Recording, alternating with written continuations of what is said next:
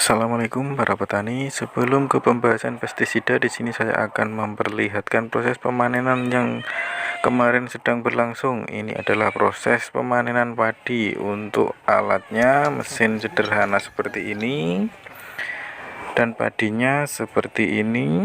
Bisa dilihat sendiri bentuk padinya.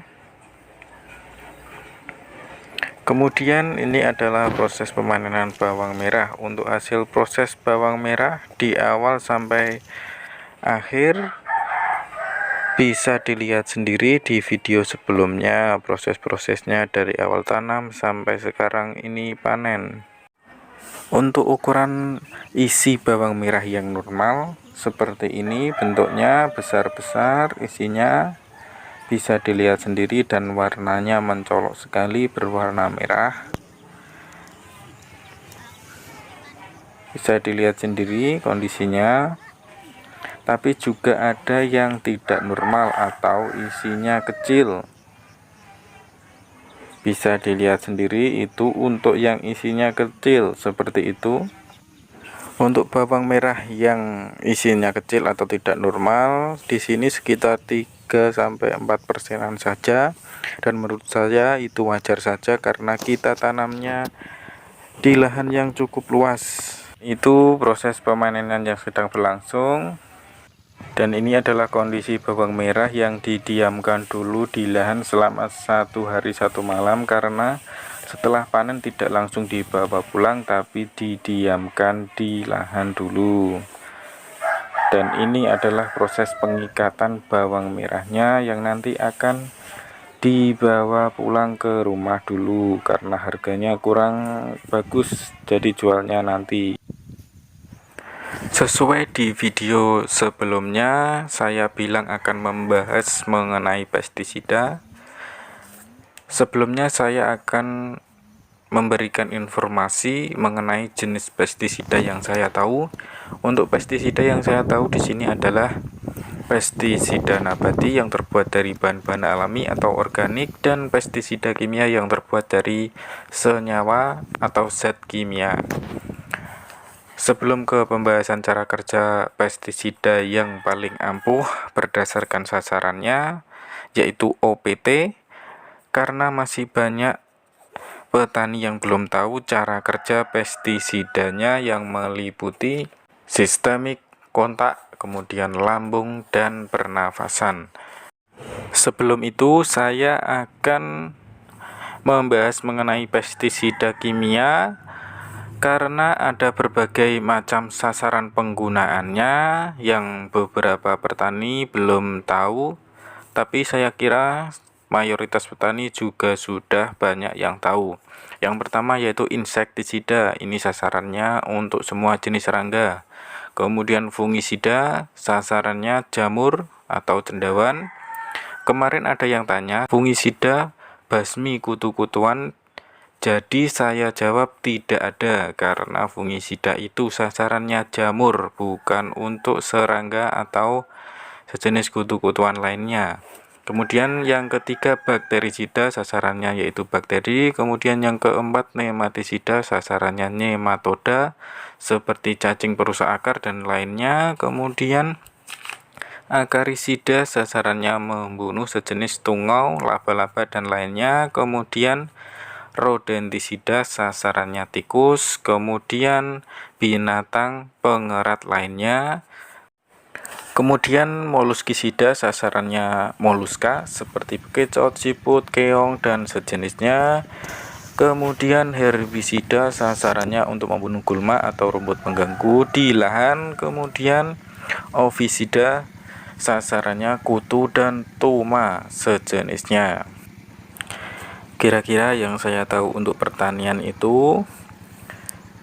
Tetapi masih ada lagi seperti pestisida, kemudian termisida, tetapi saya kira itu jarang digunakan untuk pertanian.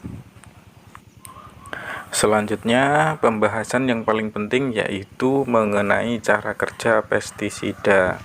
Pestisida berdasarkan cara kerjanya yaitu membunuh atau meracuni hama secara langsung, dan dengan cara meracuni tanamannya itu dulu, sehingga ketika tanaman itu dimakan oleh hamanya, maka hamanya akan keracunan dan mati.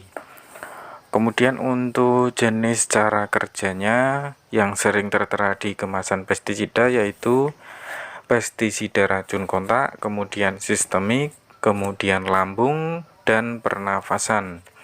Untuk yang pertama di sini saya akan membahas tentang racun kontak terlebih dahulu. Untuk racun kontak ini, pestisida akan bekerja dengan baik jika terkena langsung ke hamanya atau OPT-nya itu. Misalnya, ulat daun dengan waktu penyemprotan di malam hari. Walaupun ulat daun juga bisa disemprot dengan racun sistemik dengan cara meracuni daun terlebih dahulu, tapi juga bisa dibasmi dengan racun kontak ini. Contoh lagi seperti semut, kemudian kutu daun, dan lainnya.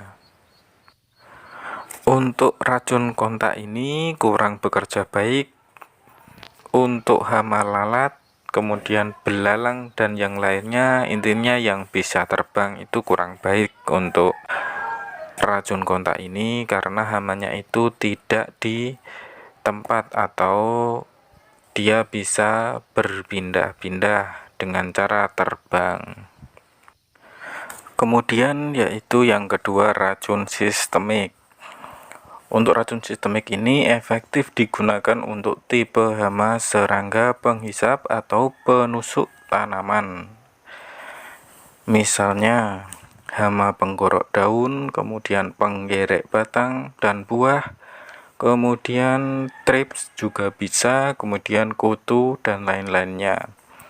Karena racun sistemik jika disemprotkan akan terserap ke dalam jaringan tanaman melalui daun dan akarnya.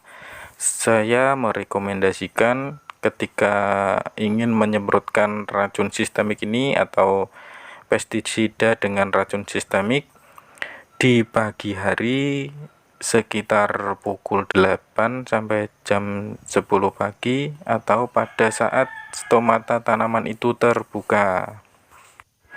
Kemudian selanjutnya yang ketiga yaitu racun lambung. Untuk cara kerja racun lambung ini hampir sama seperti dengan racun sistemik, yaitu hama akan keracunan dan mati ketika memakan tanaman yang sudah disemprot dengan pestisida racun lambung ini.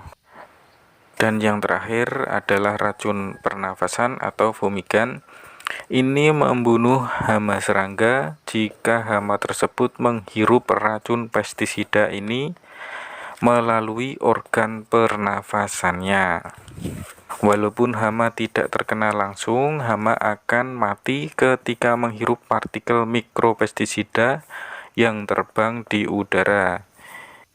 Racun pernafasan ini sangat cocok untuk hama mobilitas tinggi seperti belalang, lalat buah, kemudian kutu kebul juga bisa, dan hama lainnya khususnya yang bisa terbang. Sedikit info beberapa pestisida juga ada yang cara kerjanya kontak sistemik dan lambung itu dalam satu produk atau merek seperti Zicate 25 WP dan 200 WP, kemudian Hokitan 500 SL dan yang lainnya.